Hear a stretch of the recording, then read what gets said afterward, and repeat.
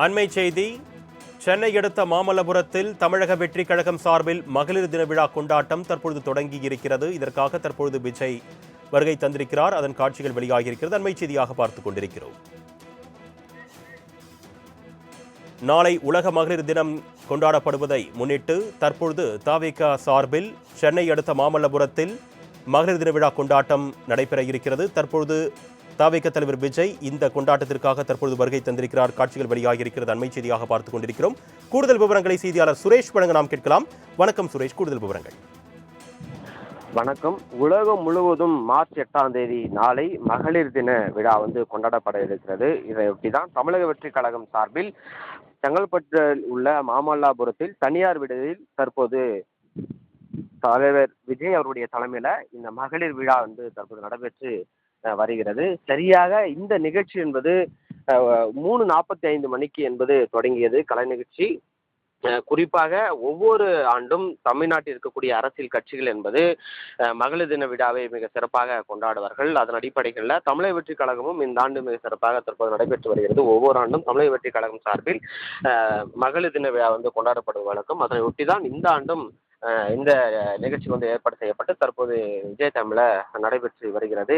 குறிப்பாக இந்த மகளிர் தினத்தை முன்னிட்டு தமிழக வெற்றி கழகம் சார்பில் மகளிர்கள் குறைந்தபட்சமாக 2500க்கும் மேற்பட்டோர் இங்கே கலந்து கொண்டு இருக்கிறார்கள்.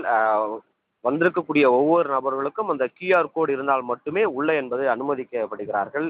அதை பரிசோதித்த பிறகுதான் உள்ள அவர்களுக்கு அனுமதிக்கு மட்டும் உண்டு. அதுக்கப்புறம் QR கோடு இல்லாத எந்த ஒரு நபர்களுக்கும் உள்ள அனுமதி இல்லை. ஆண்களுக்கு முழுவதுமாக இங்கே அனுமதி இல்லை. ஆண்கள் வெளியிருந்து மட்டுமே பார்க்கக்கூடிய ஒரு சூழலாக இருக்கிறது. குறிப்பாக தமிழக வெற்றி கழகம் 2026 சட்டமன்ற தேர்தல்கள் முதல் முறையாக சந்திக்க இருக்கிறார்கள்.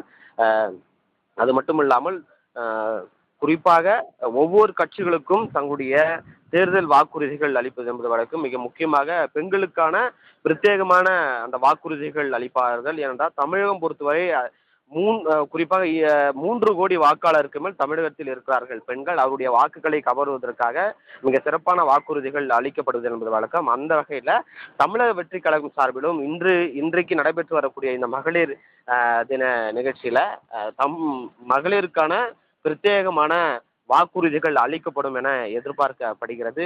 ஏனென்றால் பெண்களை எப்போதுமே கவர வேண்டும் என்பதற்கான அவருக்கான சிறப்பு திட்டங்கள் என்பது அளிக்கப்படுவது வழக்கம். அந்த வகையில தான் விஜய் அவர்கள் குறிப்பாக மகளிருக்கென்று இப்போ உரிமை தொகை என்பது வழங்கப்பட்டு வருகிறது. இதை கூடுதலாக உயர்த்தி தருவதற்கான வாய்ப்புகள் இருப்பது என்றும், அதே போன்று கல்லூரி படிக்கக்கூடிய மாணவிகளுக்கு கூடுதலாக அந்த வருடத்திற்கான ஒரு தொகை அவர்களுக்கு வங்கி கணக்கில் செலுத்துவதற்கான வாய்ப்புகள் இருப்பது என்றும் தகவலாக வெளியிருந்தது. ஏனென்றால் பெண்கள் மிக முக்கியமாக பார்க்கப்படுகிறது. உயர்கல்வி படிக்கக்கூடியவர்கள் அவர்களுடைய வாழ்வாதாரத்தை முன்னேற்றுவதற்காக இந்த சிறப்பு திட்டங்கள் என்பது கொண்டு வரும் என எதிர்பார்க்கப்படுகிறது. அது மட்டும் இல்லாமல் பல வாக்குறுதிகள் விஜய் அவர்கள் தெரிவிக்க இருக்கிறார்கள். இதன் எதிரொலியாக பெண்களுடைய வாக்கை கவர்வதற்காக விஜய் சிறப்பான திட்டங்கள் கொண்டு வருவதற்காகவும் இந்த வாய்ப்பு இருக்கும் என்றும் சொல்லப்பட்டு வருகிறது.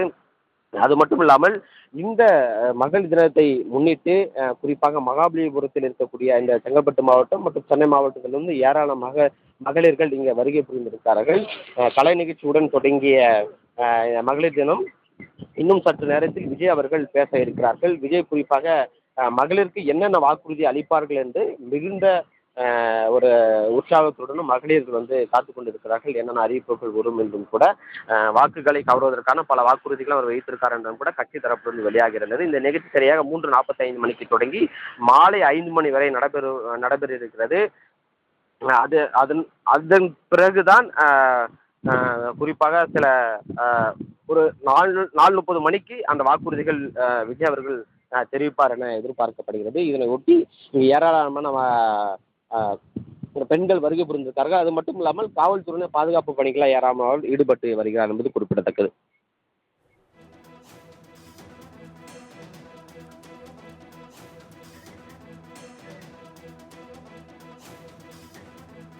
உங்களுடைய விரிவான தகவலுக்கு நன்றி சுரேஷ்.